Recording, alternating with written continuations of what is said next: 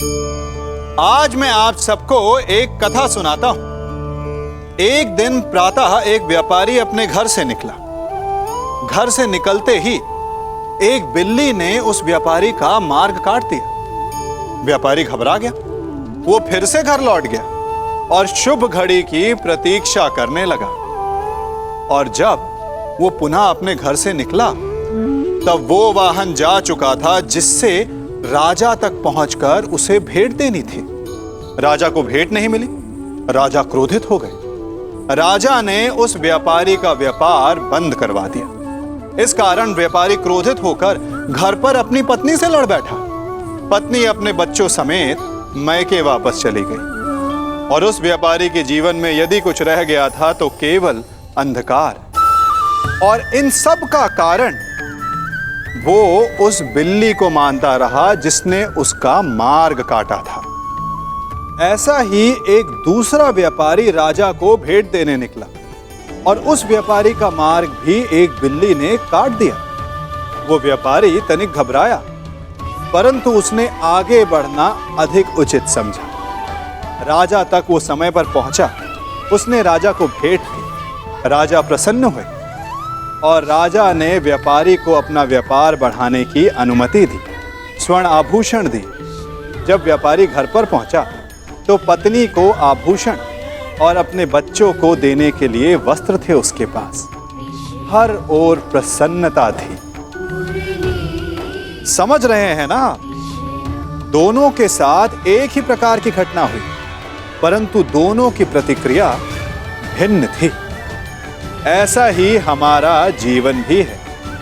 हमारे जीवन में प्रारब्ध का अपना स्थान है, परंतु उससे कई अधिक महत्वपूर्ण हमारी प्रतिक्रिया, हमारे सोच का प्रभाव है, क्योंकि यही हमारे जीवन को आकार देते हैं। इसलिए अपनी सोच को सकारात्मक रखिए। आपका जीवन सदैव आनंदमय रहेगा। गांधार राज, किंतु क्षमा आपको अभी मिली नहीं है। आप ही ने तो कहा था कि आप युद्ध के योद्धा थोड़ी ना हैं। आप तो चौसर के खिलाड़ी हैं। हाँ, कहा था। तो क्यों ना आपके साथ एक चौसर की चाल हो जाए गांधार नरेश?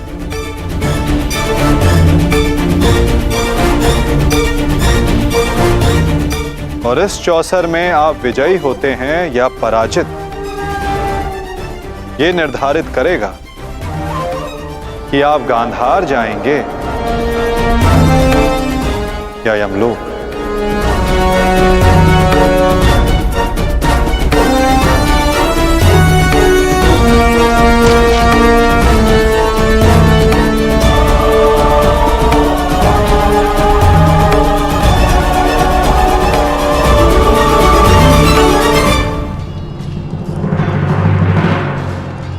दुर्योधन,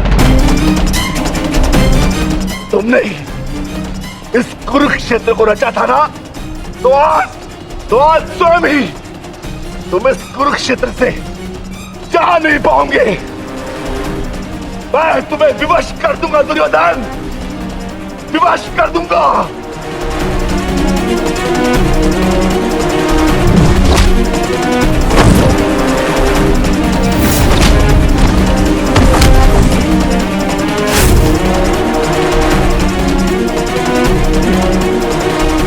जिसने ये द्यूत सभा रची थी वो आज वहां से जीवित नहीं जाएगा।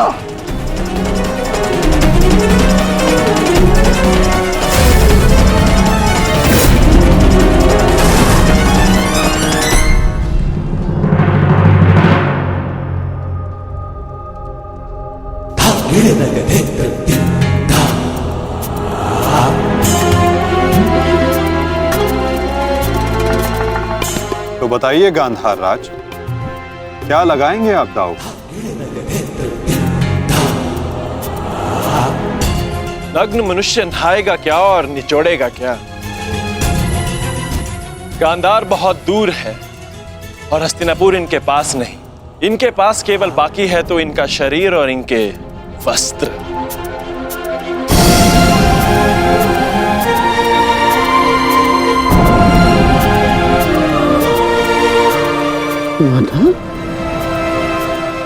ये कैसा खेल खेल रहे हैं आप मेरे साथ? वस्त्र वस्त्र को दांव पर लगाता है भला? नहीं नहीं नहीं नहीं, सादेव सादेव क्या कर रहे हो ये? मैं नहीं खेलूंगा ये दांव, मैं नहीं खेलूंगा ये दांव। दाव तो आपको खेलना होगा गांधार राज,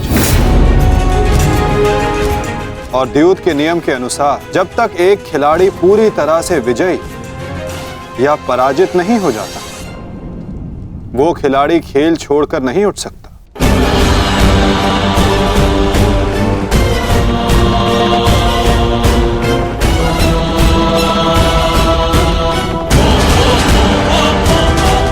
सखी,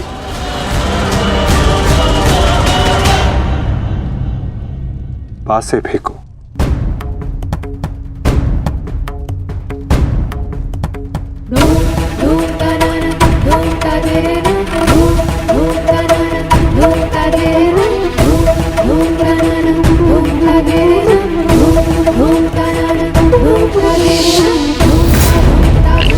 अब ये द्रौपद पुत्री पांचाली विधिवत तुम्हारी दासी हुई।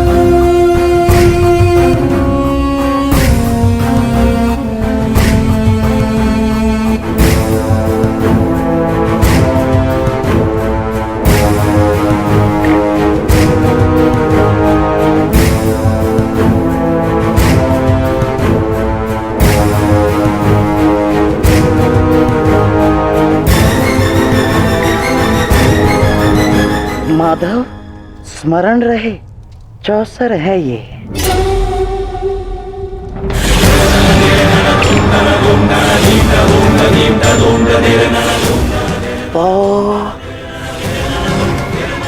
बारह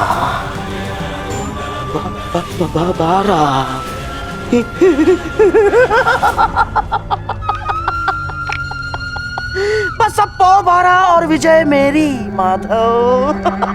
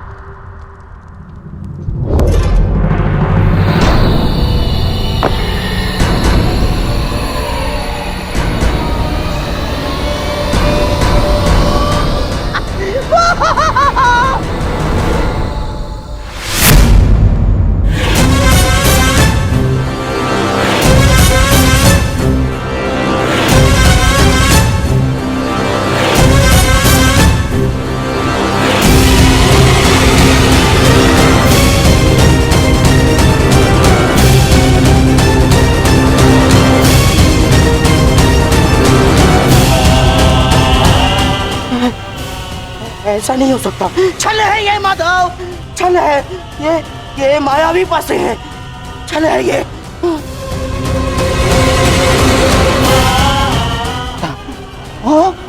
माता भूल गए मामा श्री, 14 वर्ष पूर्व ऐसे ही मायावी पासों से खेल खेला गया था, जिसके कारण ये महायुद्ध हुआ।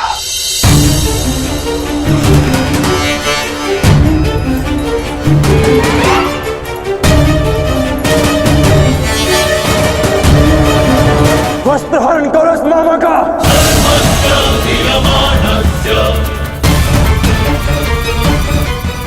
माधव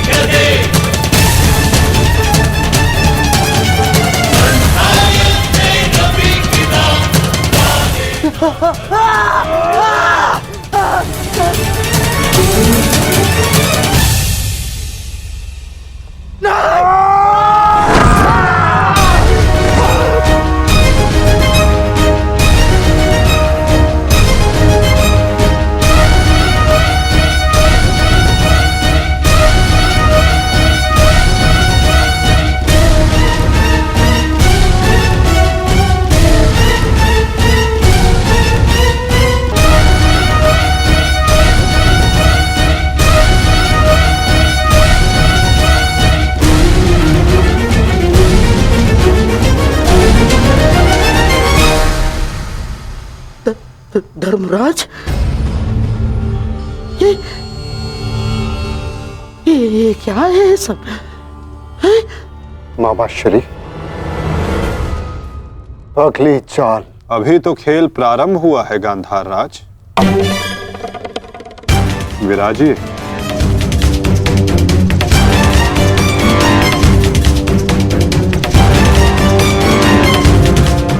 बताइए गांधार राज, अब क्या दांव पर लगाएंगे? इनके मुख में 4 सोने के दांत हैं माधव, उन्हें लगाते हैं दांव पर। नहीं नहीं नहीं,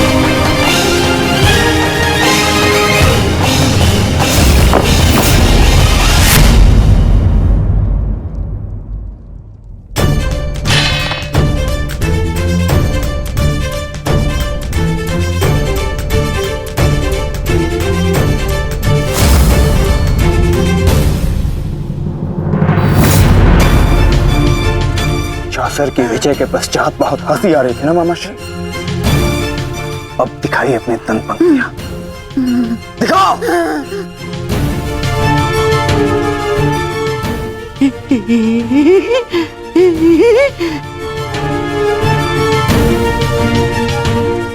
और वो क्या था? साम दाम दंड भेद, युक्ति कपट छल चक्र षडयंत्र।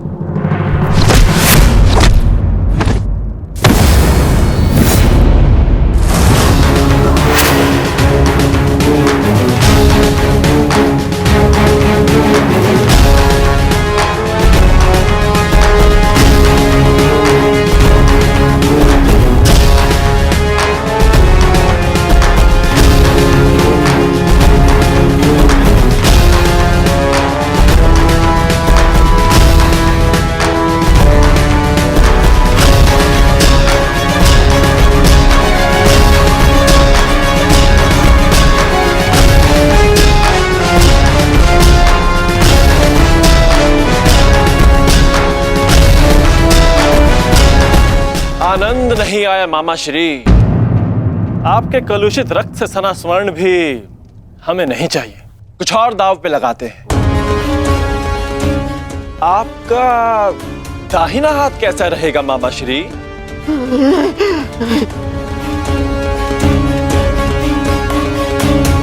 वही तो सबसे अधिक मूल्यवान है ना, उसी से तो आप पासे फेंकते हैं।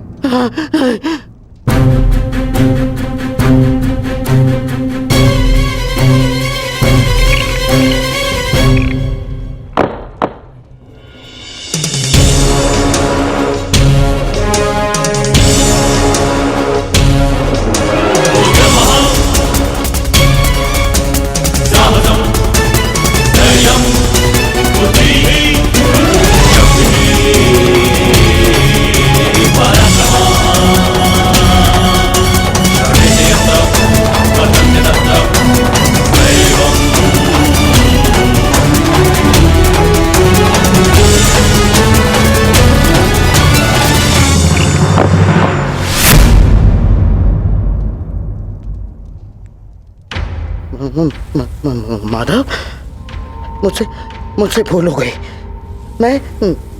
मैं ये चाल पुनः चलना चाहता हूँ। जैसी आपकी इच्छा गांधार राज, अवश्य पुनः अपनी चाल चलिए।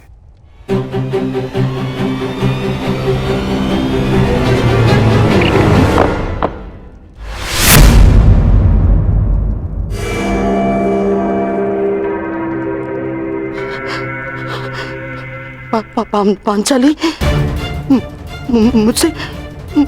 मुझसे भूल हो गई।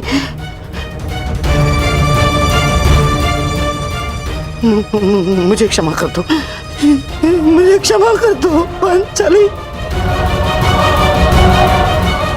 जो आप हार चुके हैं, पहले उसका मूल्य तो चुकाइए मामाश्री।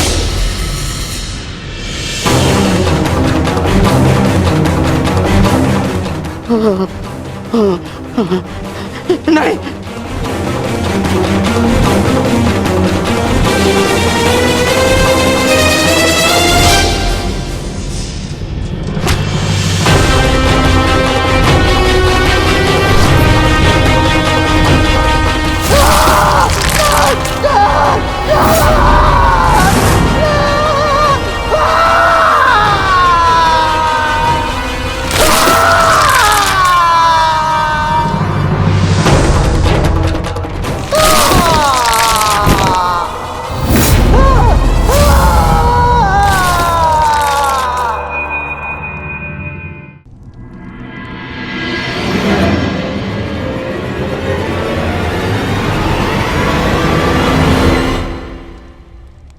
अगली चाल चलते हैं केशव।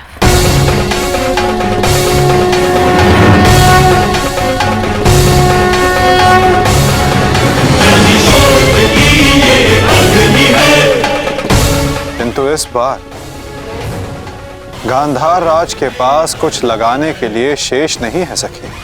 उनका बायां हाथ माधव, वही हाथ जिससे उन्होंने अभिमन्यु की पीठ पर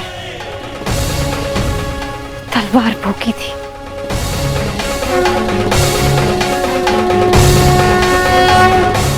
एक और चाल मामाश्री।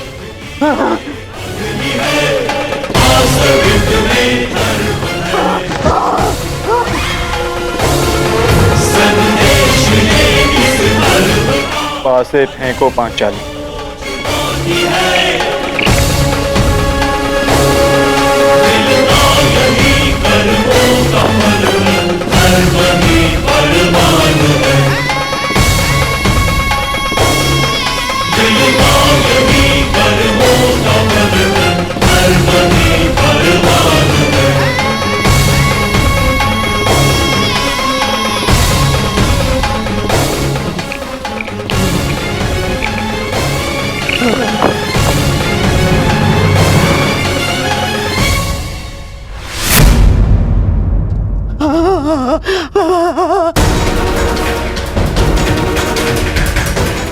मुझे खेद है गांधार राज,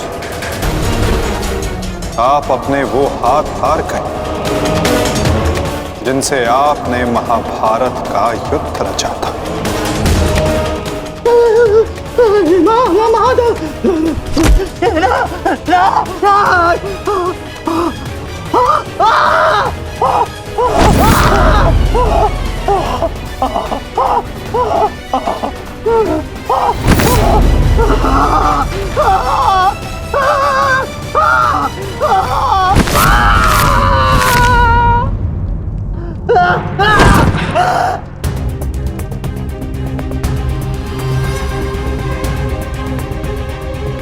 इनके हाथों का दोष कम,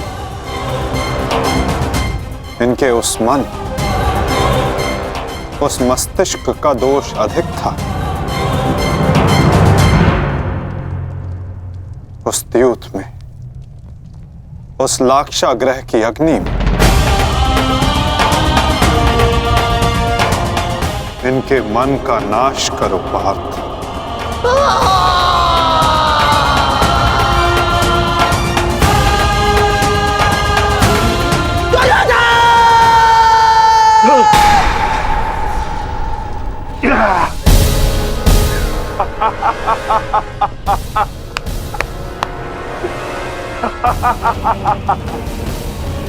जाओ दुर्योधन, जाओ जाओ, तुम्हें जाने की अनुमति है। जाओ और जाकर अपने प्रिय महाराष्ट्री को अंतिम विदाई दो।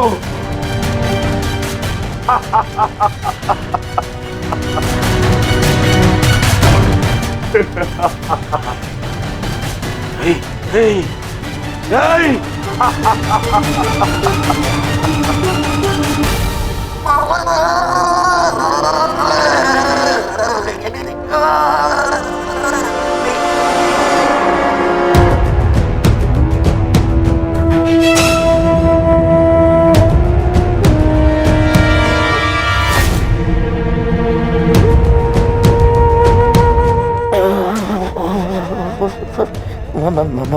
माधव,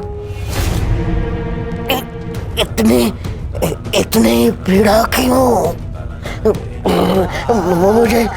मुझे इस पीड़ा से क्यों नहीं कर देते? जो पीड़ा इतने वर्षों तक आपने पांचाली और पांडवों को दी गांधार नरेश, कदाचित उसके समक्ष आपकी ये पीड़ा कुछ भी नहीं। जो बोओगे वही काटोगे, यही नियति है।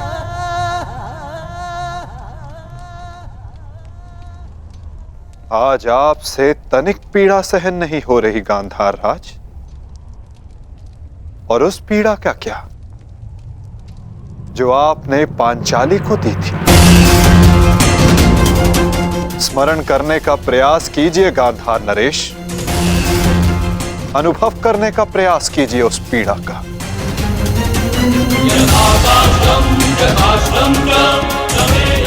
उस भरी सभा में पांचाली के वस्त्रहीन शरीर पर पुरुषों की दृष्टि कांटे बनकर चुभ रही थी।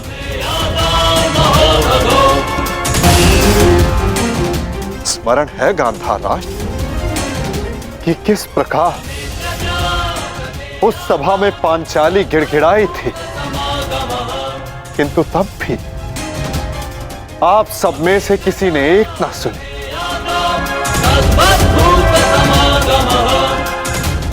और अब आप चाहते हैं कि हम आपका निवेदन स्वीकार करें गांधार राज। आप वो अधिकार खो चुके हैं।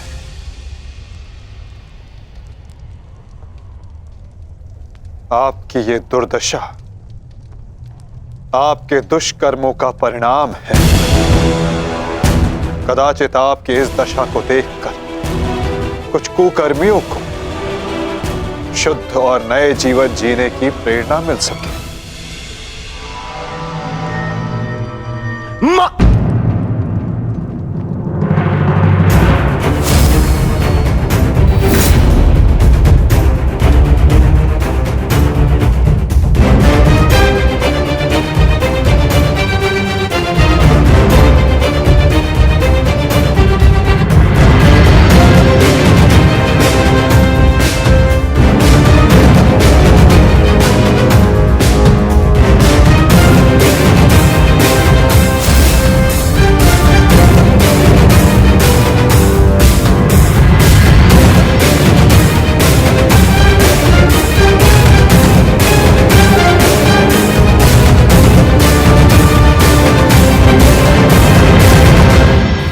हम तुम्हारी प्रतीक्षा करेंगे अनुज। जाओ, जाकर मामा श्री को अंतिम विदा दे दो।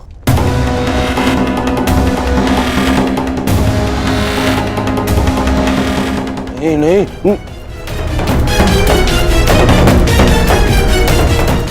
नहीं मामा, नहीं।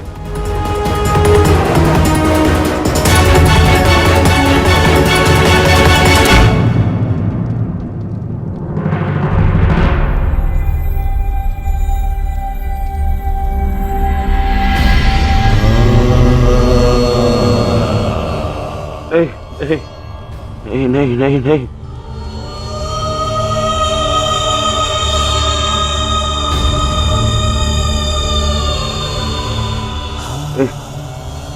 नहीं नहीं, नहीं नहीं नहीं नहीं मामा, नहीं नहीं नहीं नहीं नहीं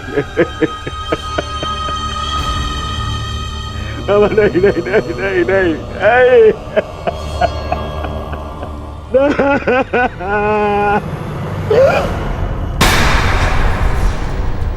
मामा, मामा, मामा, मामा, ये क्या हो गया? मैंने अपने प्राण नहीं त्यागे हैं अभी तक। कहाँ थे तुम? मैं यही था मामा, मैं यही था।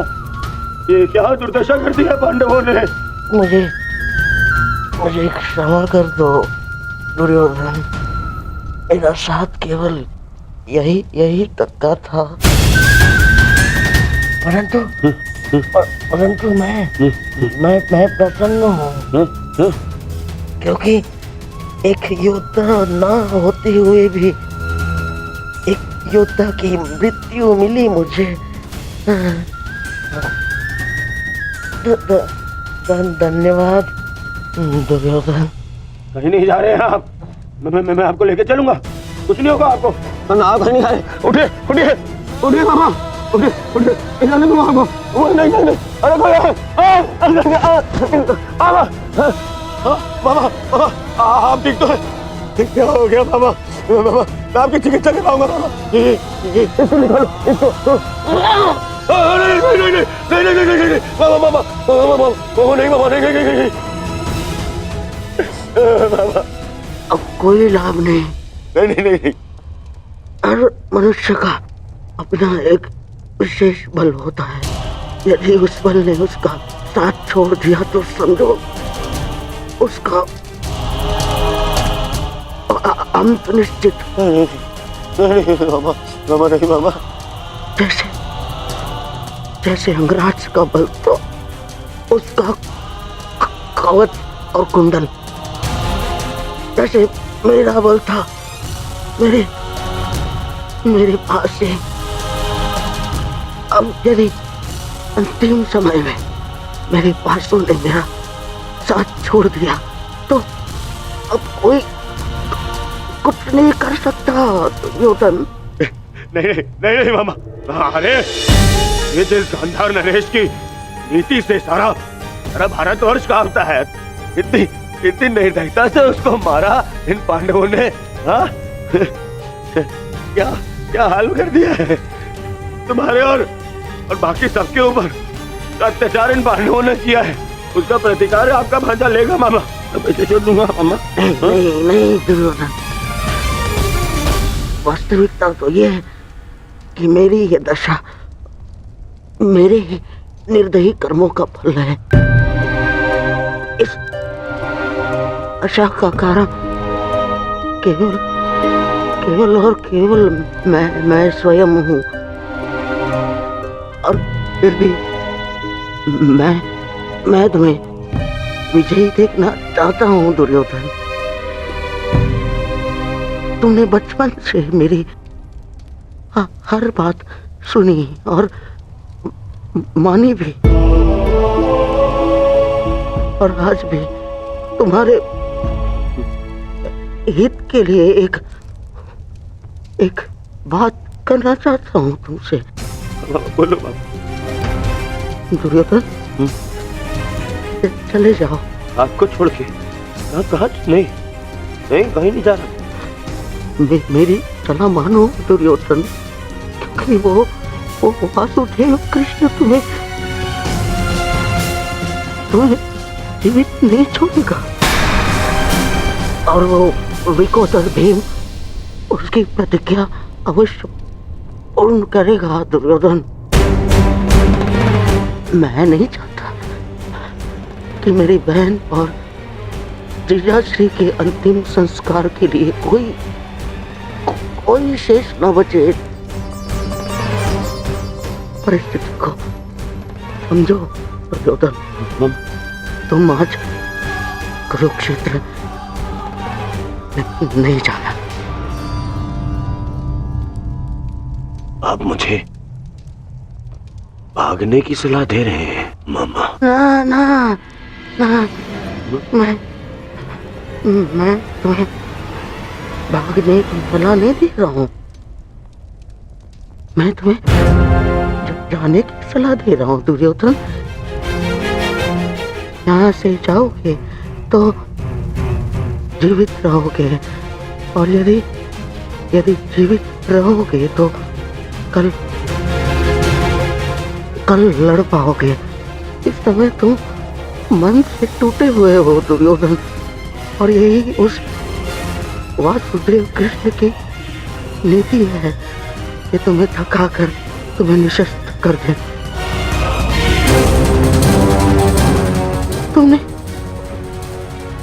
तुमने सोचा नहीं कि कैसे पांडव एक एक करके अलग तुमसे युद्ध कर रहे थे ताकि तुम थक जाओ। ये उस वासुदेव कृष्ण की नीति है तुम्हें परास्त करने की। वो अवश्य कोई चाल चल रहा होगा। यहाँ पास में एक सरोवर है दुर्योधन, उसके तल में एक कुआं है जहाँ सरलता से छिपा जा सकता है। वहाँ जाओ, विश्राम करो और अपनी शक्ति पुनः अर्जित करो। मेरी बात मानो। तुम्हें मेरी सौगंध। सरोवर में जाओ, अपने मामा की अंतिम इच्छा का पालन करोगे ना? अपने मामा की अंतिम आज्ञा का पालन। हाँ मामा, मैं आपकी अंतिम इच्छा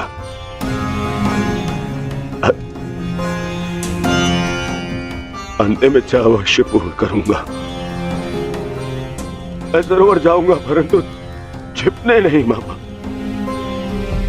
जल साधना के लिए, ताकि उन पांडवों से मैं आप पर और बाकी सब पर किए अत्याचार का प्रतिकार ले सकूं। मामा, मैं इस युद्ध को समाप्त अवश्य करूंगा। आपका ये भांजा इस युद्ध को समाप्त करेगा। प्रसन्न रहो।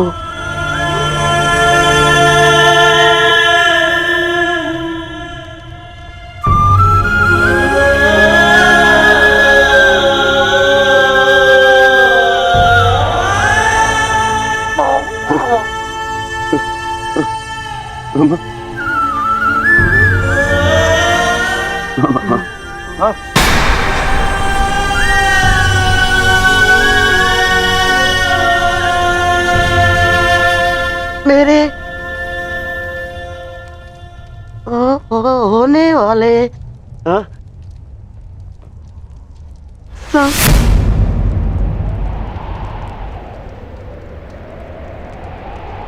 सम्राट,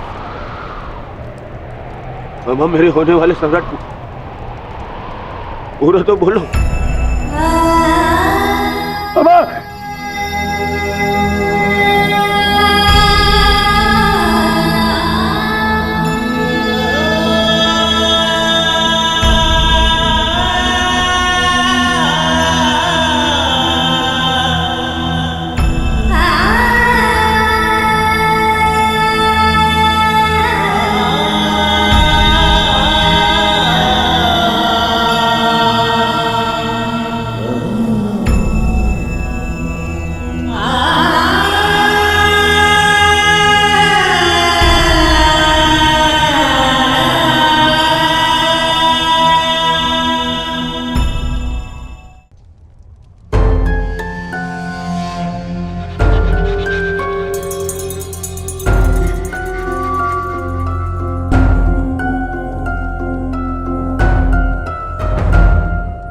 हमें बहुत विलंब हो रहा है युधिष्ठिर।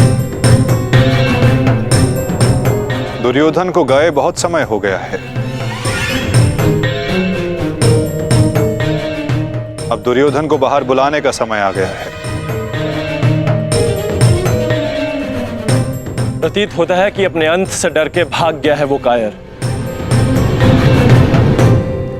इसका अर्थ युद्ध समाप्त हुआ। परंतु ज्येष्ठ, मेरी प्रतिज्ञा तो पूर्ण होना भी शेष है।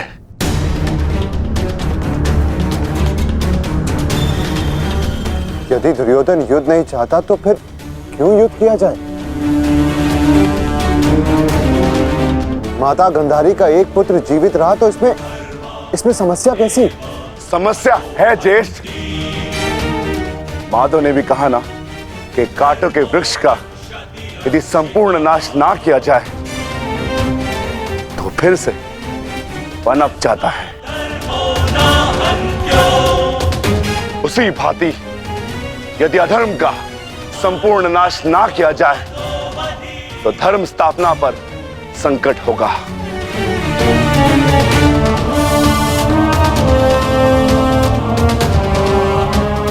आपको हो क्या गया ज्येष्ठ? हमारे साथ हुए अन्याय को इतना शीघ्र मत भूलिए। क्या आप भूल गए पांचाली के अपमान को? क्या भूल गए हम सब की प्रतिज्ञाएं?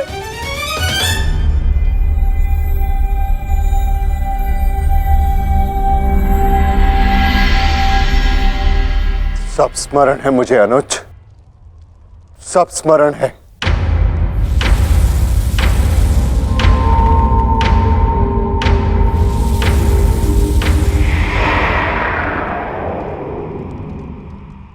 परंतु मुझे तुम्हारी चिंता है। तुम जानते हो दुर्योधन के वज्र शरीर का कोई तोड़ नहीं, जानते हो ना? इसीलिए उससे द्वंद्व करना व्यर्थ है। माता गांधारी के वरदान ने उसे अजय बना दिया है।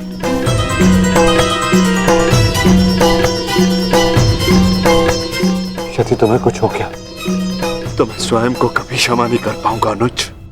जानता हूं ज्येष्ठ, मैं सब कुछ जानता हूं,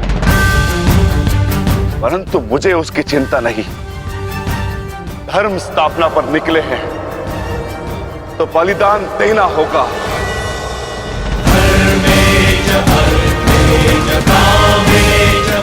यदि उसके लिए मेरे प्राण क्यों न चले जाए, परंतु मैं प्रयास करना नहीं छोड़ सकता। परंतु दुर्योधन का वध करोगे कैसे? शेषगढ़ ने माता कुंती को वचन दिया था कि उनके 5 पुत्र जीवित रहेंगे। क्या तुम उनके वचन को झूठा हो जाने दोगे? हाँ?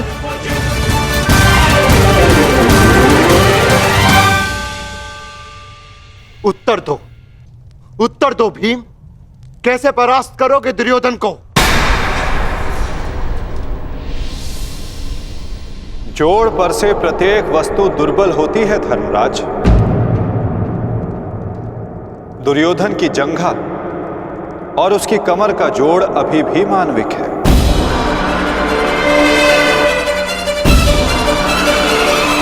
दुर्योधन को वहां से तोड़ा जा सकता है।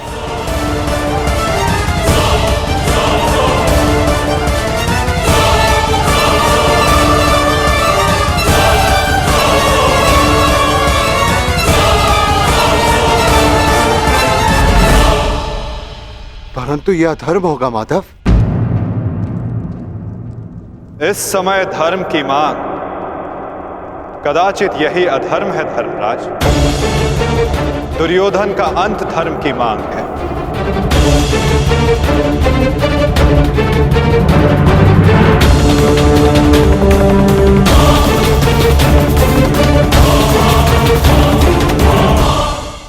कभी किसी सुरंग से बाहर निकले हैं आप? कैसा ना भूल पाने वाला अनुभव होता है ना, कितना भयावह अनुभव होता है। मानो हर पल ऐसा लग रहा होता है कि यदि इस सुरंग में बंद हो गए तो क्या होगा, कैसे निकलेंगे इस सुरंग से। सर्वत्र अंधकार होता है। परंतु यदि आप ध्यान से उस सुरंग के मुखाने पर देखें तो वहां सदा प्रकाश होता है और उस प्रकाश तक वही पहुंच पाता है जो सुरंग की छोर तक पहुंच पाए।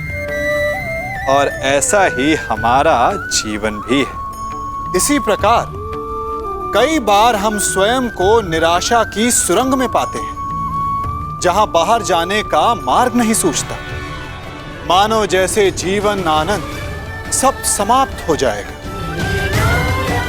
परंतु ऐसी परिस्थिति में ठीक उस सुरंग की भांति इस निराशा को समाप्त करने वाला आशा का प्रकाश उसे ही मिलता है जो निरंतर आगे बढ़ता रहे। यदि आपके जीवन में कभी भी निराशा आए, कोई भी समस्या आए, तो उसका समाधान है निरंतर प्रयत्न करते रहना। प्रयत्न करते रहिए, आपको सफलता अवश्य मिलेगी। शेषगढ़ ने माता कुंती को वचन दिया था कि उनके 5 पुत्र जीवित रहेंगे। क्या तुम उनके वचन को झूठा हो जाने दोगे? हाँ? उत्तर दो भीम, कैसे परास्त करोगे दुर्योधन को? जोड़ पर से प्रत्येक वस्तु दुर्बल होती है धर्मराज। दुर्योधन की जंघा और उसकी कमर का जोड़ अभी भी मानविक है।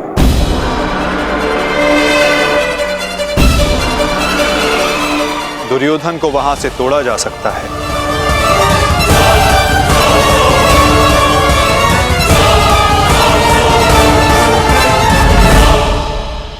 परंतु यह अधर्म होगा माधव।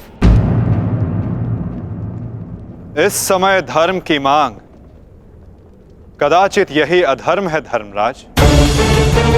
दुर्योधन का अंत धर्म की मांग है।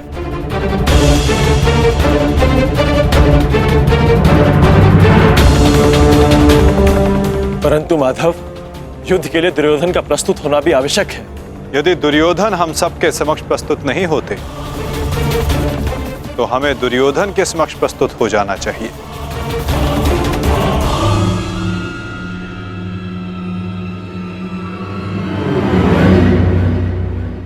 शिविर के भीतर जाने का समय आ गया है।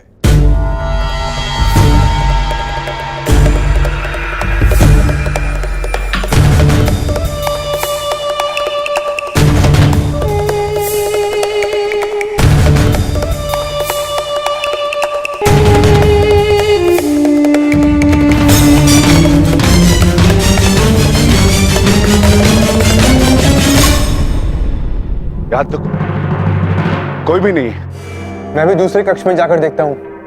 मैं भी तुम्हारे साथ चलता हूँ नकुल। मैं उस ओर देखता हूँ।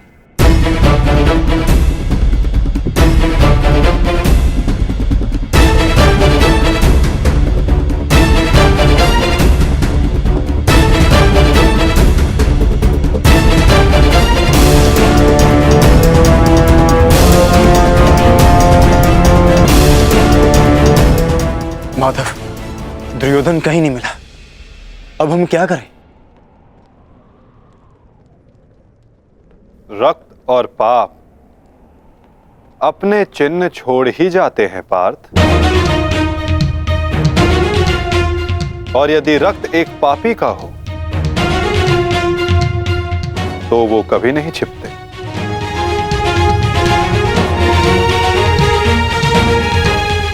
उधर देखो पार्थ।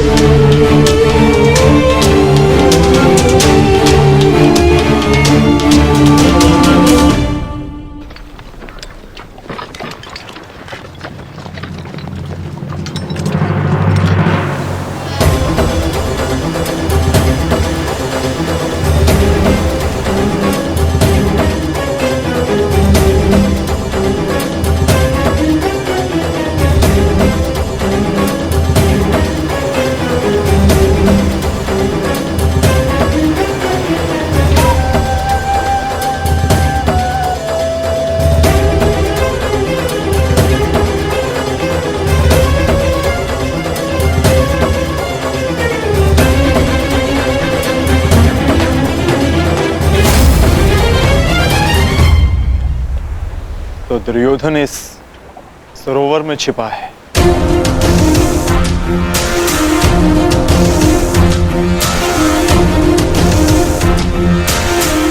आवाहन दो विकोदर।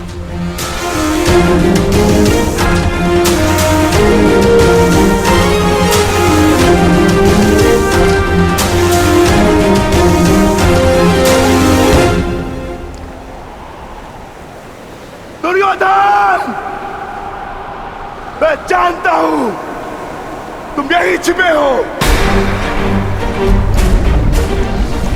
बाहर निकलो कायर और युद्ध करो मुझसे। सुन रहे हो ना कायर? सामने आओ। क्या इस प्रकार मेरा सामना करोगे? बाहर निकलो और बंद करो मुझसे।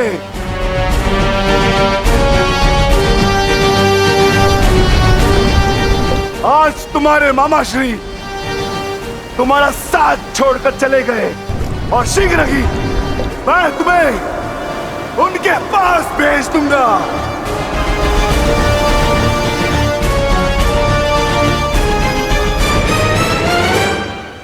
अरे वज्र का शरीर लेकर भी भयभीत हो दुर्योधन। महारथी कर्ण को अपना मित्र कहते हैं ना, किंतु आज यदि कर्ण तुम्हें इस दशा में देख लेते तो उन्हें भान हो जाता कि उनका मित्र एक शूरवीर योद्धा नहीं, बस एक कायर है। और उन्हें लज्जा आएगी उस क्षण पर जिस क्षण उन्होंने तुम्हारा साथ देने का निर्णय किया।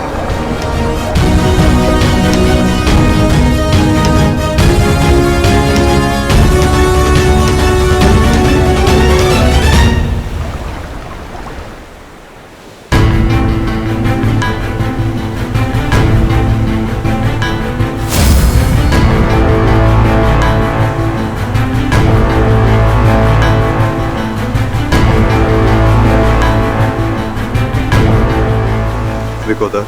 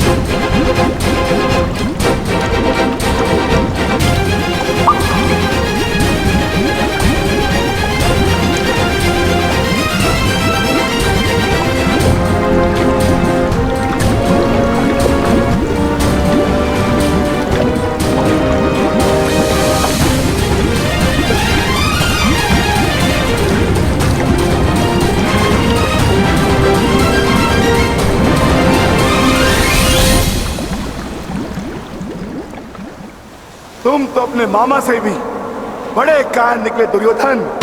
विश्वास नहीं होता कि तुम वही दुर्योधन हो जिसे ज्येष्ठ कर्ण हस्तिनापुर का महाराज बनाना चाहते थे। मेरा चयन बिल्कुल ठीक था। दुर्योधन तुमसे बेहतर राजा होगा।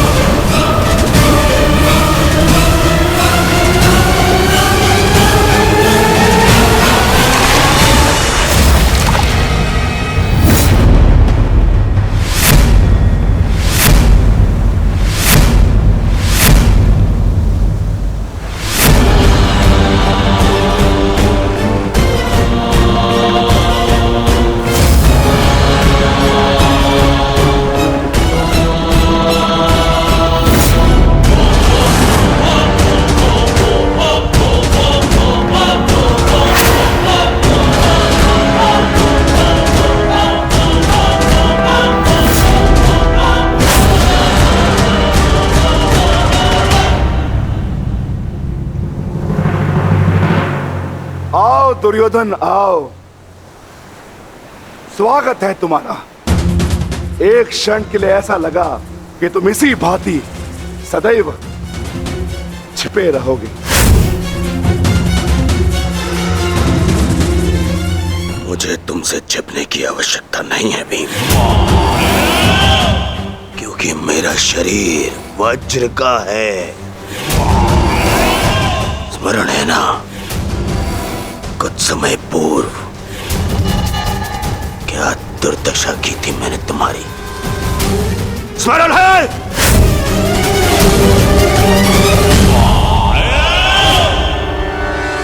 दुर्योधन सत्य कह रहे हैं विकोदर। दुर्योधन छिप नहीं रहे थे, वो तो जल साधना में लीन थे। ये तैयारी तो युद्ध से पहले की थी दुर्योधन, है ना?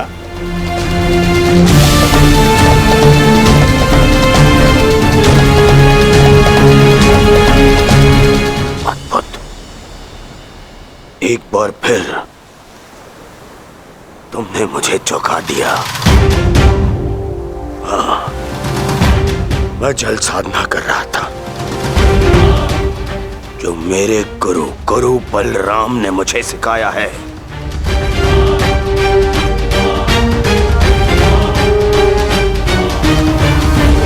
आशा करता हूं कि मुझे विलंब ना हुआ हो।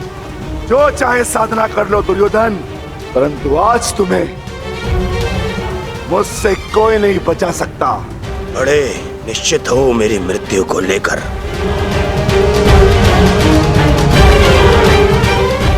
आज क्या कोई नया छल लाए हो मेरे लिए?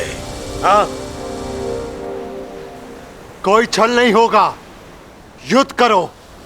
उन्हें सोचा नहीं कि कैसे पांडव एक एक करके तुमसे युद्ध कर रहे थे। यही उस वासुदेव कृष्ण की नीति है कि तुम्हें थकाकर तुम्हें निशस्त्र कर दे।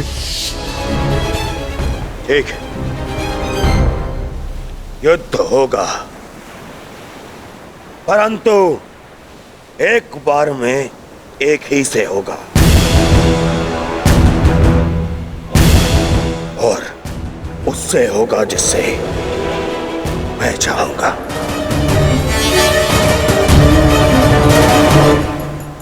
स्वीकार है।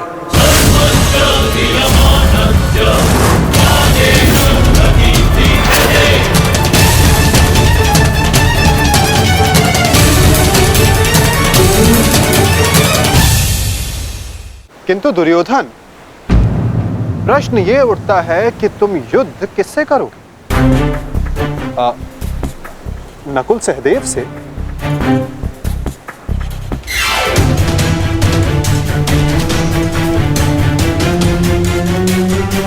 हाँ, उचित है। नकुल तुमसे दुर्बल है, तो उसको परास्त करना तुम्हारे लिए सरल होगा। और सहदेव ने तो तुम्हारे मामा श्री का वध करके अपनी प्रतिज्ञा पूर्ण की है ना? किंतु ये चुनाव करने से पूर्व एक बात सदा स्मरण रखना दुर्योधन, कि नकुल सहदेव का एक प्रहार तुम्हारे 100 प्रहारों से अधिक स्मरणीय होगा, और नकुल सहदेव को तुमसे कहीं अधिक सम्मान मिलेगा। हाँ, कदाचित इस द्वंद्व में, इस महाभारत में तुम भले ही विजयी हो जाओ, किंतु सदा के लिए तुम अपना मान, सम्मान और यश खो बैठोगे दुर्योधन।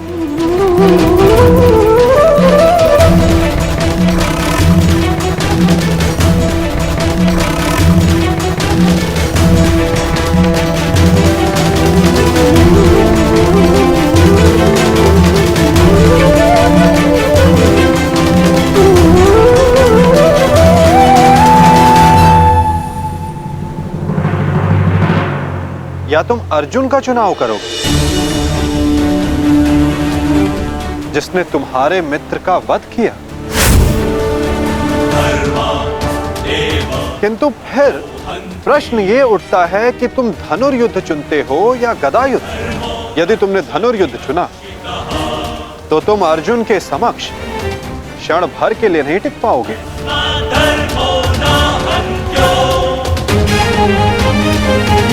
और यदि तुमने गदा युद्ध चुना तो समस्त संसार तुम्हें इस अन्यायपूर्ण चुनाव के लिए सदा धिक्कारता रहेगा।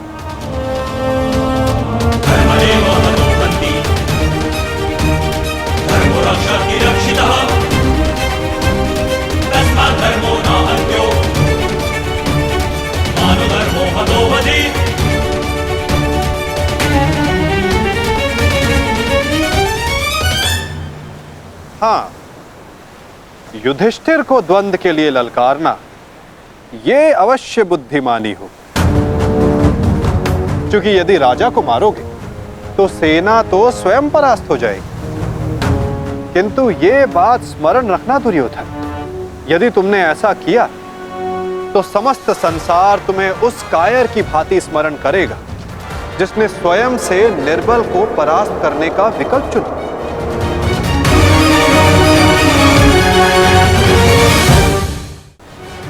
अब चुनाव तुम्हारा है दुर्योधन।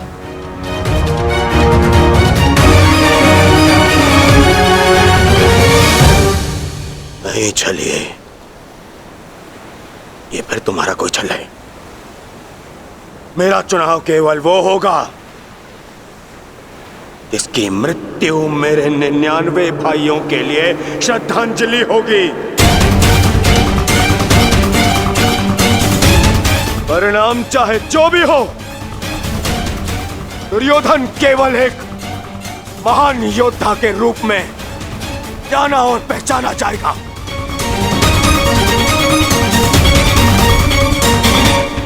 मैं दुर्योधन द्वंद्व के लिए भीम को चुनता हूं।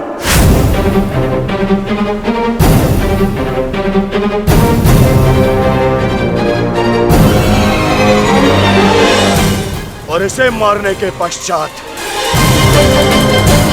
मैं एक एक करके बाकी चारों भाइयों को मारूंगा। ये मेरा वचन है।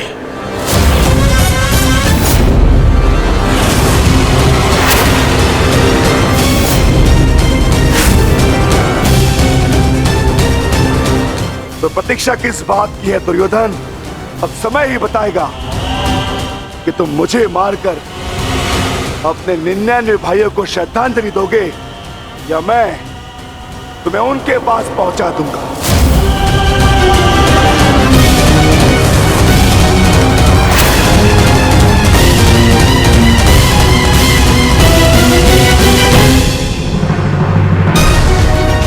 हर हर महादेव।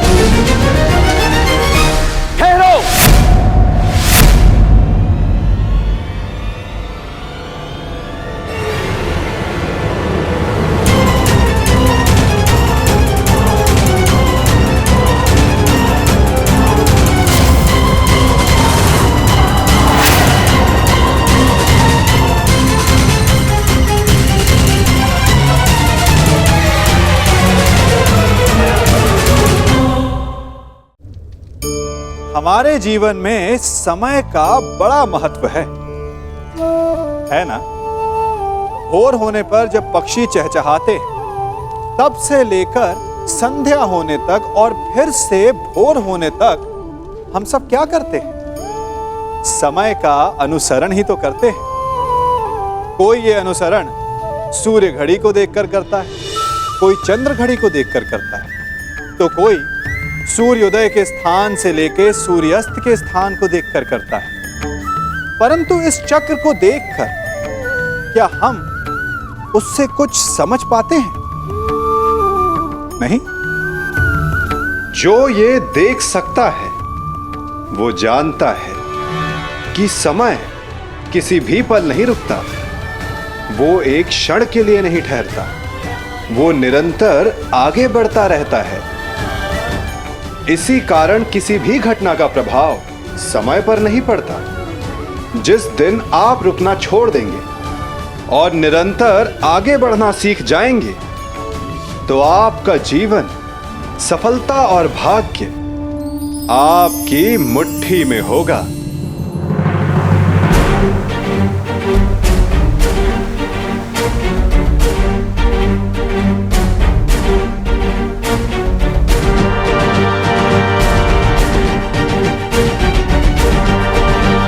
प्रणिपात दाऊ।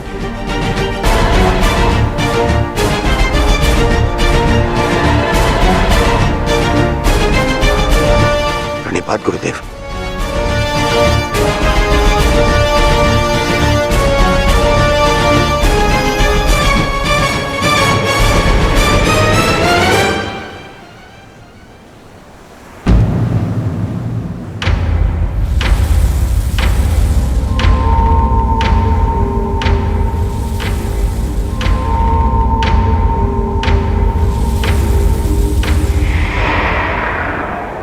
अक्षणी सेना का विनाश हो चुका है कान्हा। आर्यव्रत के सभी महारथी काल के गाल में समा चुके हैं। अब और कितनी आहुति दी जाएगी इस युद्ध में कान्हा? उत्तर दो। बंद करो ये विनाश, बंद करो ये महाभारत अब।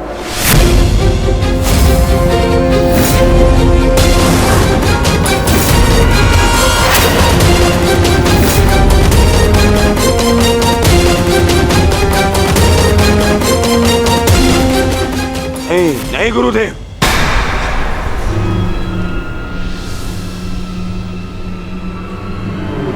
मैं इतना कुछ खो चुका हूं कि अब जब तक मेरा प्रतिशोध पूर्ण ना हो जाए, ये युद्ध समाप्त नहीं हो सकता। और ना ही मैं अपनी प्रतिज्ञा पूर्ण होने से पूर्व इस युद्ध को समाप्त होने दूंगा।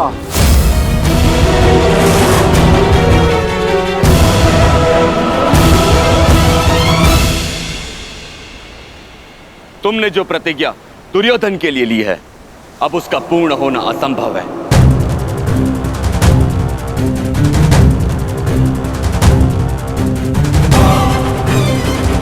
क्योंकि गदा युद्ध में कमर से नीचे प्रहार करना नियम के विरुद्ध है। और तुमने प्रतिज्ञा ली है दुर्योधन की जंगा तोड़ने की।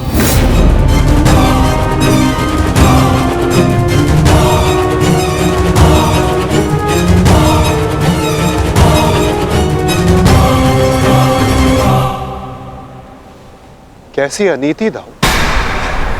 महामहिम भीष्म के बाणों की शैया पर जाने के पश्चात इस युद्ध में कोई नीति शेष नहीं रही दाऊ। और फिर आपने तो स्वयं को इस युद्ध से विमुख रखा था ना। आप इस युद्ध में भाग नहीं ले सकते दाऊ।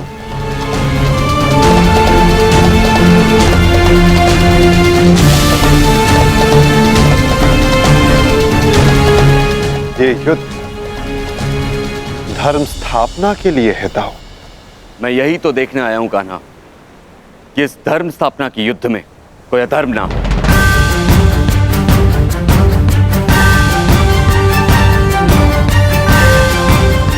निश्चित रूप से मैं इस युद्ध में सम्मिलित नहीं होऊंगा, परंतु शरणागत की पुकार सुनना मेरा धर्म है। मैं नहीं चाहता कि कल को संसार ये कहे कि यदुवंश के कान्हा के होते हुए अधर्म हुआ।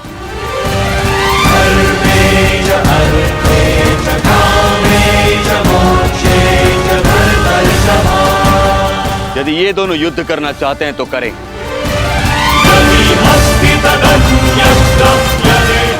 इस युद्ध का निर्णायक मैं बनूंगा।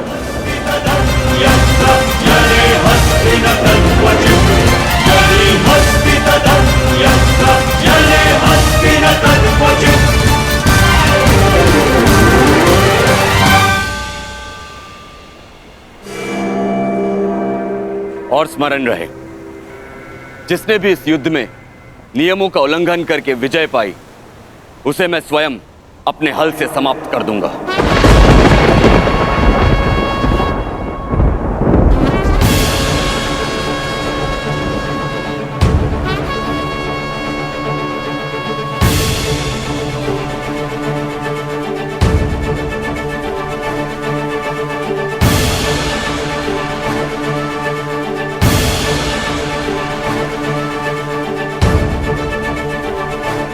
नियम वही होंगे जो गदा युद्ध में लागू होते हैं।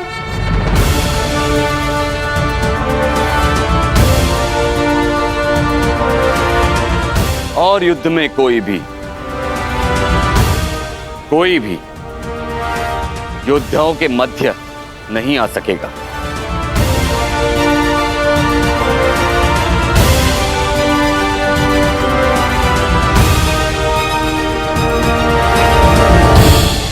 इस द्वंद्व का विजेता इस युद्ध का विजेता माना जाएगा।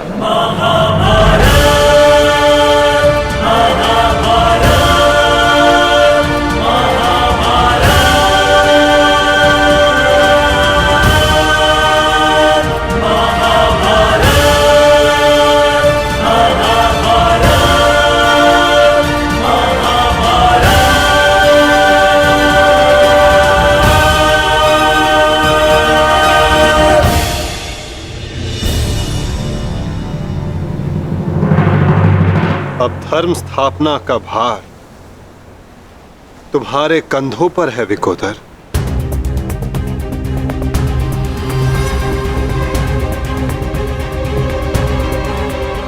यदि मेरे कंधों पर कोई भार है तो केवल मेरी प्रतिज्ञा का, जिसे मैं अवश्य पूर्ण करूंगा।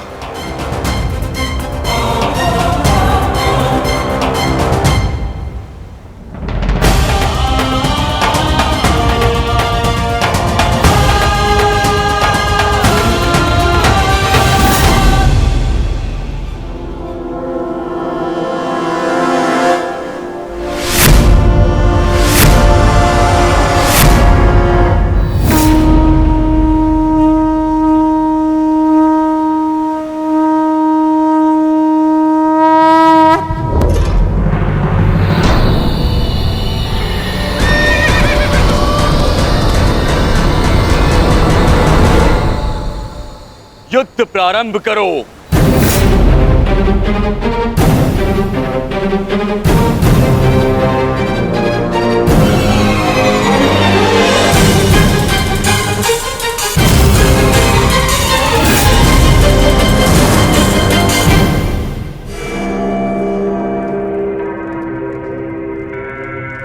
अब विजय और पराजय इस द्वंद्व पर निर्भर करेगी महाराज।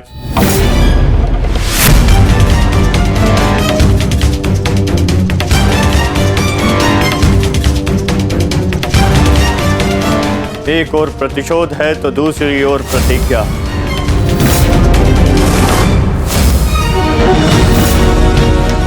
गुरुकुल के दो सर्वश्रेष्ठ गदाधारी आज एक दूसरे के विरुद्ध खड़े हैं महाराज, और महाबली बलराम निर्णायक है महाराज।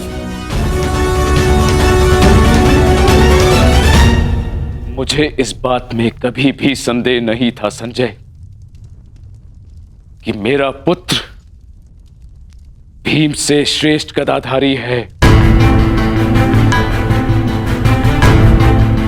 मुझे पूर्ण विश्वास है कि मेरा पुत्र भीम को अवश्य परास्त करेगा।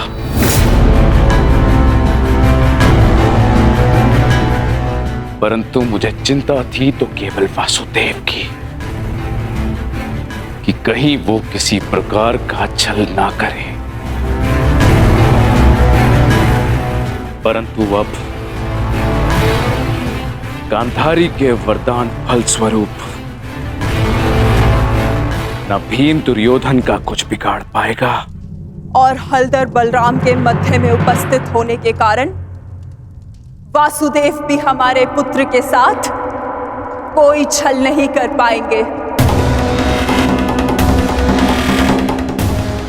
हस्तिनापुर में उत्सव की तैयारी करो। मेरा पुत्र इस संसार का सबसे बड़ा युद्ध जीत कर आने वाला है। हाँ, तैयारी करो।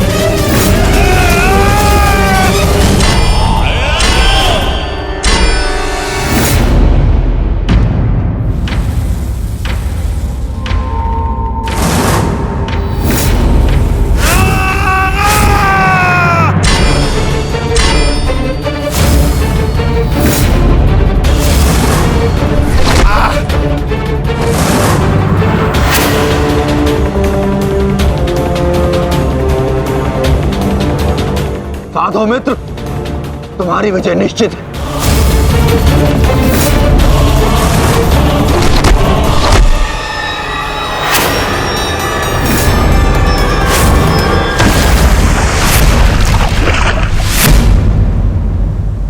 माधव, यदि ऐसा ही चलता रहा तो भीम दुर्योधन के आगे अधिक समय तक टिक नहीं पाएगा।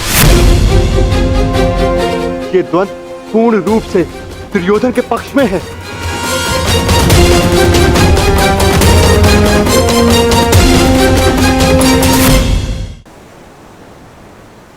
धर्म स्थापना का मार्ग सरल कहां होता है धर्मराज?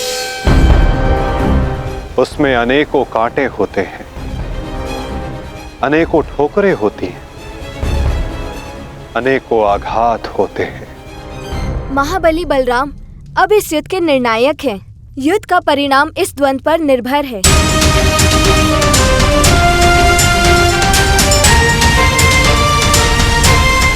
माधव, आप क्या यूं ही देखते रहेंगे?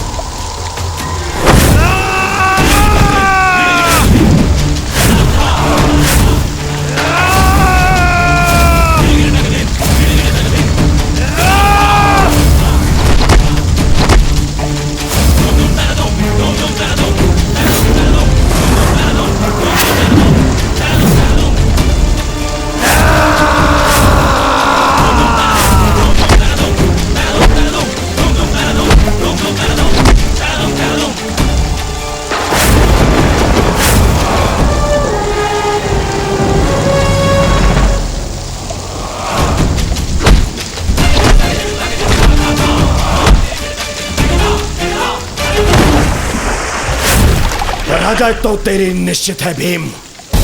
फिर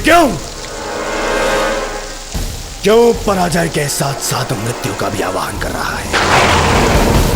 टेक दे, मेरे समक्ष अपने घुटने टेक दे, अन्यथा आज तेरा जीवन मृत्यु के समक्ष घुटने टेक देगा। जब मेरे ज्येष्ठ कर्ण ने मरते समय अपना धर्म नहीं छोड़ा तो उनका यह अनुज कैसे छोड़ सकता है? अब यह युद्ध हम में से किसी एक के मृत्यु के पश्चात ही समाप्त होगा। नहीं, वो तेरा ज्येष्ठ नहीं था, कोई संबंध नहीं था तुम्हारे साथ में उसका, क्योंकि कोई अनुज अपने ज्येष्ठ की इस तरह मृत्यु नहीं करता, वो भी छल से। वो केवल मेरा था, मेरा मित्र था वो। तुम्हारा उसके साथ में कोई संबंध नहीं था कोई संबंध।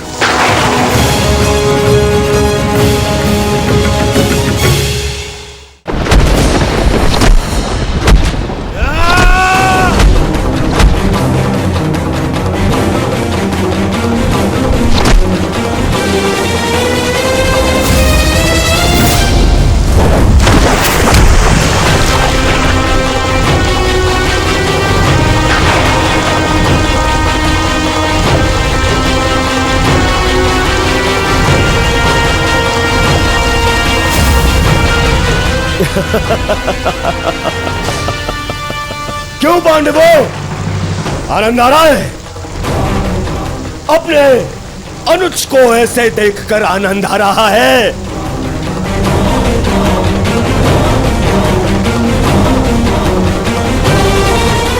इसी के सहारे इस युद्ध में विजय प्राप्त करने का स्वप्न देखा था ना तुम लोगों ने?